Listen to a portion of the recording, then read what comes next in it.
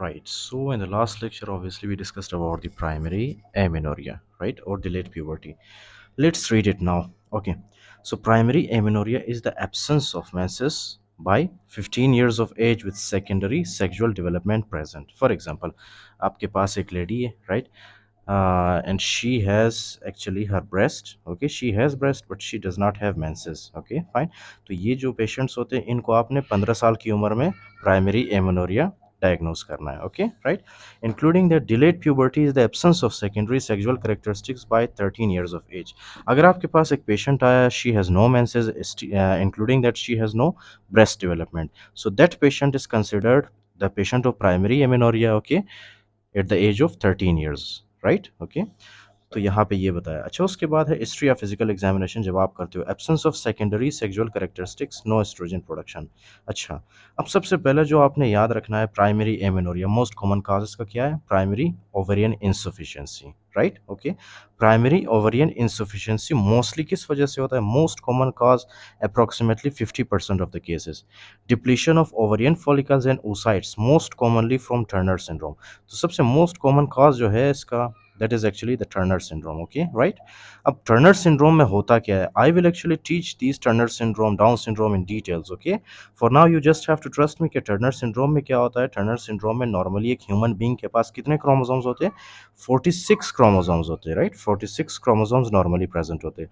लेकिन ये जो patients होते हैं Turner syndrome वाले, इनके अंदर कितने chromosomes present होते हैं? 45 chromosomes. Okay, not 46, right? So that basically means it is abnormal, right. Including that जो नॉर्मल फीमेल्स होते हैं, फीमेल्स के अंदर कौन से क्रोमोसोम्स होते हैं? दो एक्स क्रोमोसोम्स होते हैं, राइट. ओके.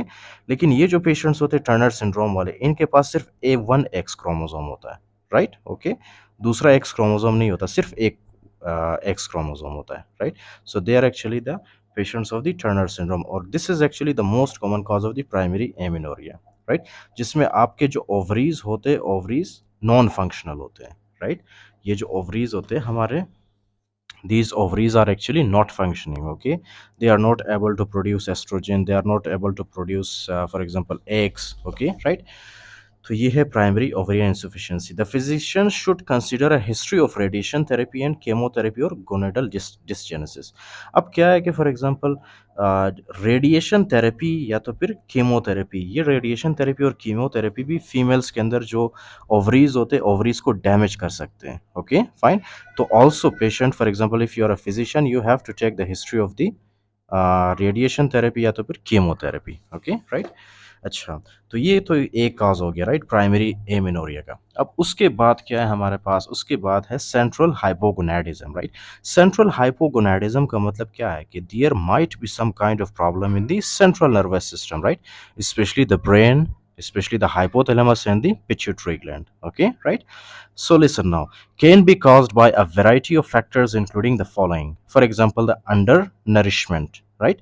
अंडर नरिशमेंट होगा तो जाहिर सी बात है कि जैसे ही फॉर एग्जांपल अगर एक पेशेंट है आपके पास, she is not taking proper nutrition, proper diet, so that will also lead to the amenorrhea, right, including that stress. Okay, stress also sometimes plays a very important role in primary amenorrhea. Hyperprolactinemia or exercise, so we will discuss all of them one by one, right. For example, the very first one is central nervous system tumor, right.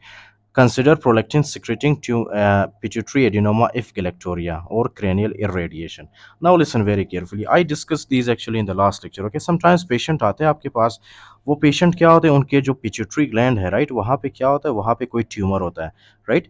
जिसकी वजह से क्या है, जब tumour होगा तो जाहिर सी बात है प्रोलेक्टिन ज़्यादा सिक्रीट होगा, राइट. प्रोलेक्टिन का कोई ट्यूमर है तो वो जो प्रोलेक्टिन वाला ट्यूमर है वो प्रोलेक्टिन बहुत ज़्यादा सिक्रीट करता है, राइट.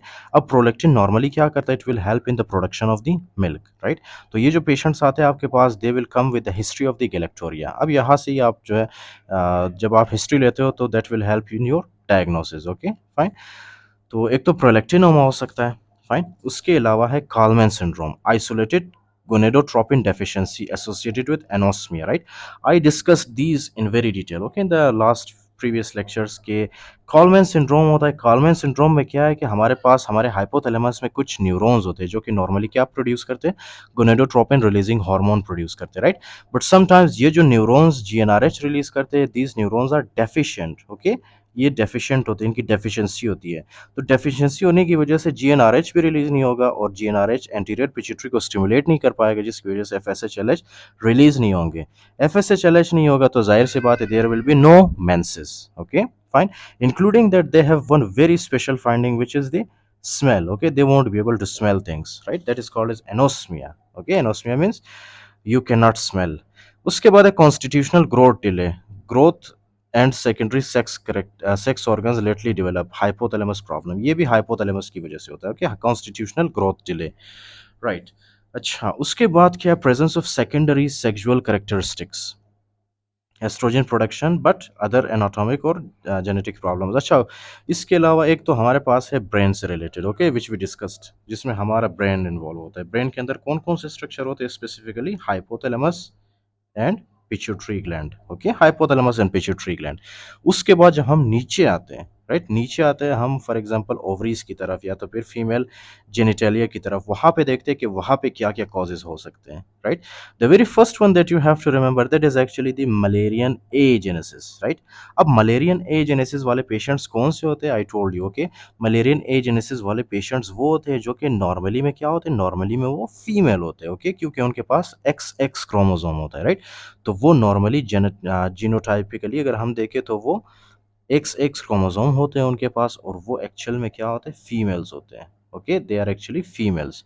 लेकिन ये जो फीमेल्स होते हैं इनको मेंसेस नहीं आते, राइट। क्यों नहीं आते, क्योंकि these females actually they don't have the uterus, they don't have the vagina, upper one third of vagina, they don't have the fallopian tube. Okay, तो ये जो मलेरियन एजेनेसिस वाले पेशेंट्स होते हैं इनके अंदर कौन कौन सी तीन चीजें नहीं होती। The very first one is the upper one third of vagina. Okay, upper one third of vagina, right। और दूसरा क्या है, इनके पास जो है यूट्रस प्रेजेंट नहीं होता। ओके, यूट्रस होता ही नहीं है। And number three is actually fallopian tube इनमें एब्सेंट होता है, राइट। तो इनके अंदर ये तीन चीजें एब्सेंट होती है, लेकिन इनके अंदर ये प्रेजेंट होता है, दिस ओवरी। ओके, अब जब यूट्रस नहीं होगा तो जाहिर सी बात है there will be no menses. Okay, क्योंकि यूट्राइन वॉल की शेडिंग होती है, उससे ब्लीडिंग होती है, right, and that will lead to the menses. So if there is no uterine wall there is no menses. Okay, that will lead to primary amenorrhea. Understood? So that is Malarian agenesis. उसके बाद है imperforate hymen. Imperforate hymen क्या है कि for example sometimes you know hymen is membrane actually, right? It has a thin membrane which is present in the vagina, right? जैसे sexual intercourse होता है during the first night of marriage, right? उसमें क्या होता है, जो hymen होता है वो rupture होता है। hymen rupture होने की वजह से वहाँ से bleeding start होती है, right? लेकिन क्या है कि ये जो पेशेंट्स होते हैं इम्परफोरेट हाइमन वाले, इनमें जो हाइमन है वो इम्परफोरेट नहीं होता, उनमें कोई सुराख नहीं होता, राइट। फॉर एग्जांपल ये है हाइमन, ये है hymen, right, this is actually the vagina. इन वजाइना के ऊपर क्या होता है, वजाइना के अंदर, राइट, यहाँ पे हाइमन होता है। Hymen is membrane. ये मेम्ब्रेन जब रप्चर होता है उससे ब्लीडिंग स्टार्ट होती है। Okay fine. और नॉर्मली भी हाइमन के अंदर बहुत सी स्मॉल इस तरह से पोर्स प्रेजेंट होते हैं, राइट, जिसके अंदर से ब्लड निकलता है ड्यूरिंग द मेंसेस, राइट। तो कभी कभी क्या होता है, वो जो हाइमन होता है वो कंप्लीटली ब्लॉक होता है। ओके, ये उसको कहते हैं परफोरेट हाइमन। उसके बाद एक कंप्लीट एंड्रोजन इंसेंसिटिविटी। अब कंप्लीट एंड्रोजन इंसेंसिटिविटी वाले पेशेंट्स होते हैं एक्चुअली में males. Okay, these patients are actually males. Okay, ये नॉर्मली क्या होते हैं, मेल होते हैं ये पेशेंट, क्योंकि इनके अंदर क्या, एक्स वाई जीनोटाइप यानी एक्स वाई क्रोमोसोम प्रेजेंट होता है। Okay, with elevated testosterone level. इनके अंदर क्या एलिवेटेड होता है, इनके अंदर जो टेस्टोस्टेरोन का लेवल है वो बहुत ज़्यादा होता है। क्यों ज़्यादा होता है, I explained in the last lecture. Okay, present with breast development और aromatisation of testosterone to oestrogen. ये कैसे होता है, क्योंकि उनके पास फैट सेल्स होते हैं। फैट सेल्स के अंदर एरोमाटेज एंजाइम होता है जो कि एक्सेस टेस्टोस्टेरोन को कन्वर्ट करता है एस्ट्रोजन में। फिर यही एस्ट्रोजन आगे जाके ब्रेस्ट टिश्यू के ऊपर एक्ट करता है और उसकी हाइपरट्रॉफी या तो फिर उसके फॉर एग्जांपल हाइपरप्लेजिया करता है, राइट, उसमें तो ब्रेस्ट डेवलपमेंट होता है उसमें। But amenorrhoea and lack of pubic hair, right, इनके अंदर जो है एक तो एमिनोरिया होता है, दूसरा प्यूबिक हेयर इनके अंदर नहीं होता, right. I explained this in very detail, complete androgen insensitivity. उसके बाद एक और condition है which is called as congenital adrenal hyperplasia. I will discuss these, okay, in detail with you. In these we will discuss about the different types of enzymes, okay, fine. When those enzymes are deficient, then what clinical features you will see in the patient, okay. I will discuss these in detail with you, okay, in upcoming lectures.